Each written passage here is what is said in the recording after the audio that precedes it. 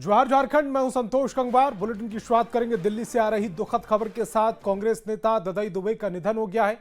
गंगाराम अस्पताल में उनका निधन हुआ। सांस लेने में उन्हें परेशानी थी, तकलीफ हो रही थी।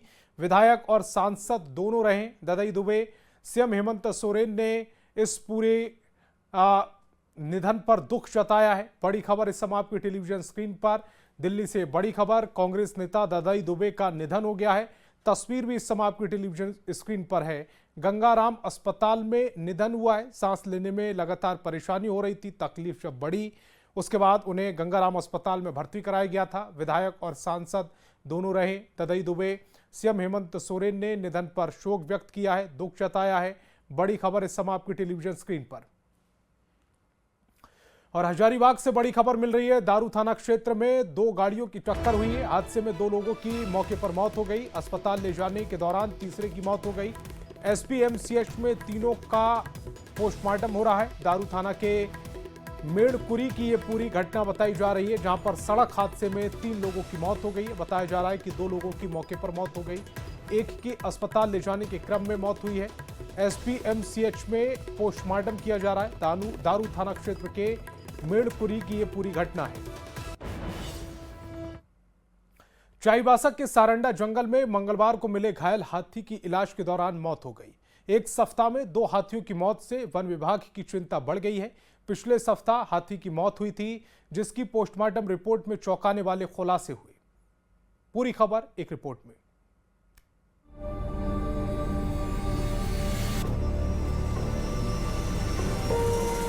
क्या चाईबासा में हाथियों के खिलाफ साजिश रची जा रही है?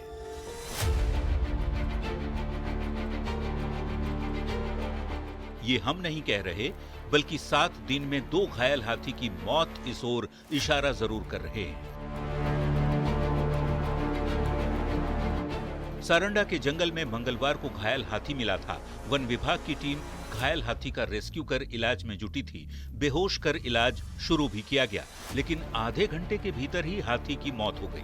डॉक्टर की माने तो अधिक दिन तक घायल रहने और अधिक खून बहने से मौत हुई है। वजहों की पड़ताल के लिए पोस्टमार्टम रिपोर्ट का इंतजार है।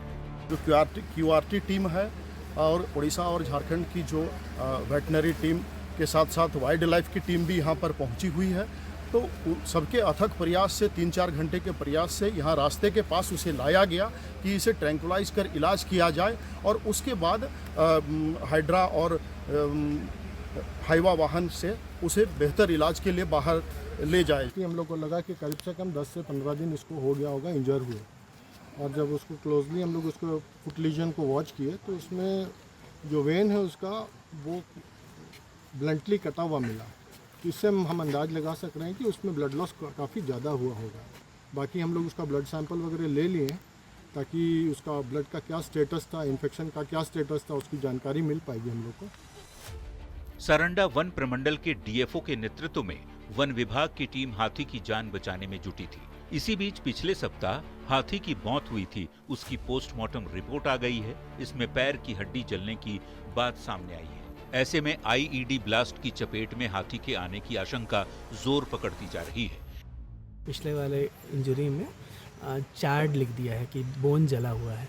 तो ये 2 इवेंट्स हैं जो अभी प्रिमा फेसी क्लियर कर दिया है कि ये शायद किसी इम्पैक्ट की वजह से ही हुआ है।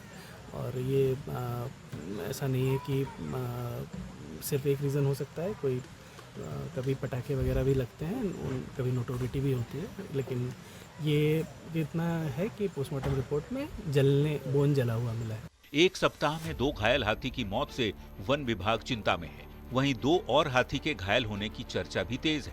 हालांकि अभी तक इसकी पुष्टि नहीं हो पाई है। अब सबकी नजरें टिकी हैं वन विभाग पर कि हाथियों की सुरक्षा और संरक्षण के लिए क्या कुछ कदम उठाए जाते हैं। न्यूज़ 18 के लिए चाईबासा से रुपेश प्रधान की रिपोर्ट। और जमशेदपुर से बड़ी खबर मिल रही। बिष्टुपुर में युवक को गोली मारी गई है। खाओ गली में नाश्ता कर रहा था युवक। घटना के बाद बाजार में अफरा तफरी का माहौल है। टीम एमएच में युवक को भर्ती कराया गया है। चक्रधरपुर के रमेश सिंह के रूप में पहचान की गई है। पुलिस पूरे मामले की जांच में जुट गई है। बड़ी खबर जमशेदपुर से, जहां खाव गली में नाश्ता कर रहे युवक को गोली मारी गई। घटना के बाद बाजार में अफरा तफरी का माहौल है। टीएमएच में युवक को भर्ती कराया गया है। चक्रधरपुर के रमेश सिंह के रूप में युवक की पहचान हुई है। पुलिस मामले की छानबीन कर रही है। गोली चलने की घटना की जानकारी मिली, जिस सूचना पर हम लोग यहाँ पहुँच के और जो प्रारंभिक तहकीकात किए उसमें एक व्यक्ति जो आइसक्रीम खा रहे थे, चक्रधरपुर रहने वाले हैं, गुड्डू उर्फ समरेश सिंह नाम है उनका, उनको किसी व्यक्ति के द्वारा उनके ऊपर गोली चलाई गई है, जिनको जख्मी स्थिति में टीएमएच में भर्ती कराया गया, जहां वो इलाजरत हैं। आगे हम लोगों की अनुसंधान जारी है। और खबर सरायकेला से, जहां आरटीआई थाना पुलिस ने अर्थो एनक्लेव के फ्लैट में छापेमारी कर 4 लोगों को गिरफ्तार किया। इनमें 3 महिला और 1 पुरुष शामिल हैं, जिन्हें संदिग्ध अवस्था में पकड़ा गया। पुलिस सभी को पूछताछ के लिए अपने साथ ले गई। पुलिस की कार्रवाई के बाद सोसाइटी में हड़कंप मचा हुआ है। अर्थ कॉन्क्लेव रईसों की सोसाइटी मानी जाती है। यहां इससे पूर्व चोरी की कई बड़ी घटनाएं हो चुकी हैं। सूत्र बताते हैं कि उक्त फ्लैट में चोरी छुपे सेक्स रैकेट का धंधा चल रहा था। हालांकि पुलिस पूरे मामले की जांच की बात कह रही है। और हजारीबाग से बड़ी खबर है। बड़का गांव में लापता दिनेश का शव मिला है। नाराज लोगों ने आरोपी के घर पर हमला कर दिया। आरोपी के घर की तोड़फोड़ और आगजनी की गई। 2 बाइक, अनाज, घरेलू सामान खाक हो गया है। पिटाई के बाद आरोपी के पिता की मौत हो गई। 6 जुलाई को अगवा हुआ था दिनेश। तनाव के बीच कुम्हरडीहा में पुलिस ने डेरा डाल लिया है।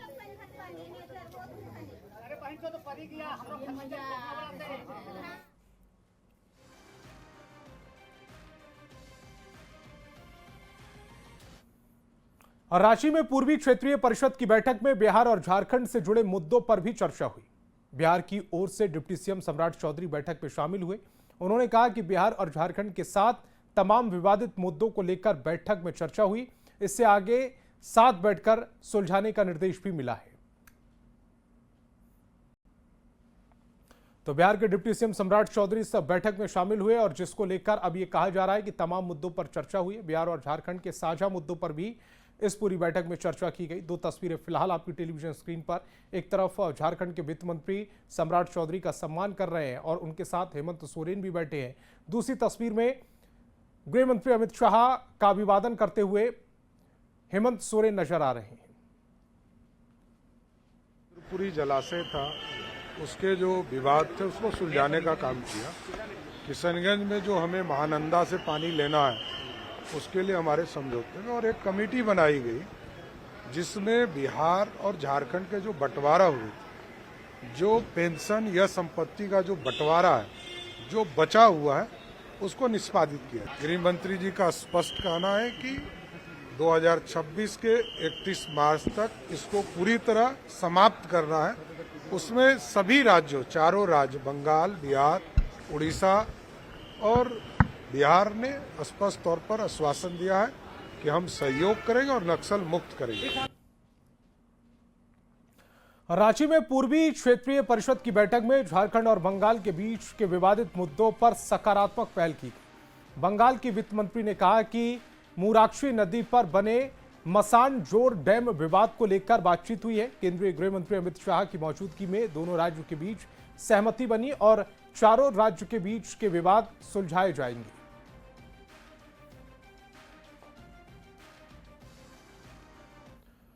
और सावन की शुरुआत से पहले ही झारखंड में मानसून मेहरबान है, लेकिन लगातार हो रही बारिश से लोगों की परेशानी बढ़ गई। रांची से लेकर दूसरे जिलों तक मुसीबत बढ़ती ही जा रही है। पूरी खबर एक रिपोर्ट में।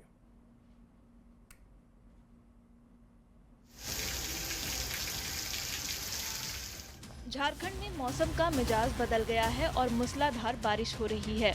बारिश ने राज्य के जिलों की सूरत बदरंग कर दी है। शुरुआत रांची से करते हैं, जहां भारी बारिश से डोरंडा के बटन तालाब का जलस्तर बढ़ गया है। तेज बहाव से बांध टूटने से घरों में पानी और कीचड़ फैल गया है। लोगों की परेशानी बढ़ गई है, जिसे देखते हुए प्रशासन से मदद की गुहार लगाई गई है। बोकारो में भी बारिश से लोग बेहाल हैं। सबसे ज्यादा परेशानी झुग्गी झोपड़ी में रहने वालों को हो रही है। बोकारो के सेक्टर 1 में सेल टैक्स ऑफिस के पीछे लोगों के घरों में पानी घुस गया है, जिसके बाद कांग्रेस विधायक श्वेता सिंह मौके पर पहुंची और लोगों को रेस्क्यू में मदद की। बात रामगढ़ की करें तो रजरप्पा में भैरवी नदी पूरे उफान पर दिख रही है। छिलका पुल से पानी 5 फीट ऊपर बह रहा है। दुकान में पानी घुस गया है, जिससे लाखों का सामान बर्बाद हो गया। छिलका पुल से आना जाना बंद कर दिया गया है और लोगों से नदी किनारे नहीं जाने की अपील की जा रही है। लगातार बारिश से जामताड़ा के लोगों की जान सांसत में दिख रही है। अजय, लोहरांगी, रजिया और बाराकर नदी उफान पर है। जामताड़ा धनबाद मुख्य मार्ग पर सोनबाद और सोनाहीर में निर्माणाधीन पुल के पास बनाए गए 2 अस्थायी डायवर्जन तेज बहाव में बह गए और संपर्क पूरी तरह टूट चुका है। जामताड़ा में लगातार हो रही बारिश से नारायणपुर मिडिल स्कूल भगवान भरोसे है। स्कूल में पानी घुस गया है और ये लोग स्कूल में कम, स्विमिंग पूल में अधिक दिख रहे हैं। जमशेदपुर में भी मूसलाधार बारिश से नदियां उफान पर हैं। शहर पर बाढ़ का खतरा मंडरा रहा है। डिमांड लेक के 2 फाटक खोल दिए गए हैं। नज़ारा काफी आकर्षक है, लेकिन इस दौरान लोग पानी में उतरकर सेल्फी लेते दिख रहे हैं, जो कि जानलेवा साबित हो सकता है।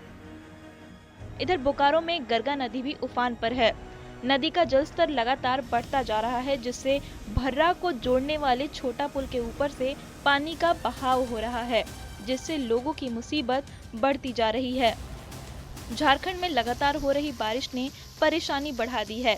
सड़कों पर सैलाब दिख रहा है, पानी घरों में घुसा है और आम जनजीवन अस्त व्यस्त है। ऐसे में न्यूज़ 18 आपसे अपील करता है कि सतर्क रहें, सुरक्षित रहें और जरूरत हो तभी घर से बाहर निकलें। Bureau report, news 18। राजधानी रांची में भारी बारिश ने लोगों की परेशानी बढ़ा दी। कई इलाकों में जल जमाव की स्थिति उत्पन्न हो गई। वहीं नामकुम स्थित स्वर्ण रेखा नदी उफान पर है।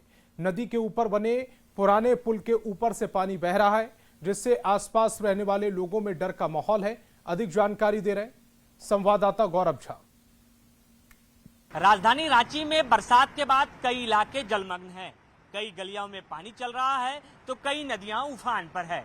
इस वक्त हम स्वर्णरेखा नदी के किनारे हैं। ये नामकुम का इलाका है और नामकुम में भी आप देखिए कि किस तरीके से जो निचला पुल है, यानी स्वर्णरेखा नदी का जो पुराना पुल है, उस पुल के ऊपर से पानी का जो बहाव है वो तेज हो गया है, जिससे आम जनजीवन भी प्रभावित हुआ है। इस सड़क की बात करें तो ये सड़क नामकुम और चूटिया को जोड़ने वाली सड़क है और इस सड़क पर आज सुबह से ही, यानी कल देर रात बरसात के बाद ही सड़क पर जो पानी का प्रवाह है वो तेज हो गया है। मौसम विभाग की माने तो बरसात अगले 5 दिनों तक और हो सकती है। अलग अलग जगहों पर बरसात को लेकर अलर्ट भी जारी किया गया है। पिछले दिनों की बात करें तो राज्य में सबसे अधिक बरसात घाटशिला जिले में देखने को मिली है, यानी घाटशिला के इलाके में देखने को मिली है। सिंहभूम का वो जिला है जहां की घाटशिला वो जगह का नाम है जहां सबसे ज्यादा बरसात हुई है। और ये स्वर्णरेखा नदी उफान पर आपको हम तस्वीरें इस वजह से दिखा रहे हैं क्योंकि अक्सर ये देखा जाता था कि जब बरसात कम होती थी तो इस पुल के ऊपर से पानी नहीं बहता था, लेकिन अब जब बरसात तेज हुई है तो पुल के ऊपर से भी पानी बह रहा है और आम लोगों को भी परेशानी हो रही है। स्थानीय लोग भी कहते हैं कि जब पुल के ऊपर से पानी का बहाव हुआ है तो यहाँ इस ओर से चूटिया जाने के इलाके में अगर हमें जाना है तो वहाँ तकलीफ होती है। दीदी, आप लोग का घर किधर है ये बताओ। आता है, बारिश नहीं पड़ता है तो नहीं आता है। नहीं, ये सड़क कहाँ जाता है? ये स्वर्णरेखा नदी है। और वो सड़क कहाँ जाता है? मुरागरा जा रहा है। ये रास्ता तो बंद होगा अभी? हाँ, अभी बंद है, पुल पर बांटे जाते हैं। तो इतना पानी आता है तो डर नहीं लगता है? बगल में रहते हैं, डर लगता है, लेकिन बारिश छूट जाता है तो फिर नीचे चल जाता है पानी। नदी के किनारे का इलाका है और इस नदी के किनारे के इलाके में डर की जो स्थिति है वो हमेशा जरूर बनी हुई रहती है, लेकिन अलर्ट जो है वो भी रहता है कि किसी भी तरीके से लोग इसमें ना जाएं, क्योंकि जब नदी में पानी का प्रभाव तेज है तो किसी तरह की दुर्घटना भी हो सकती है। कैमरा पर्सन संत के साथ गौरव झा, न्यूज़ 18 रांची। तो इस बुलेटिन में फिलहाल इतना ही, लेकिन चलते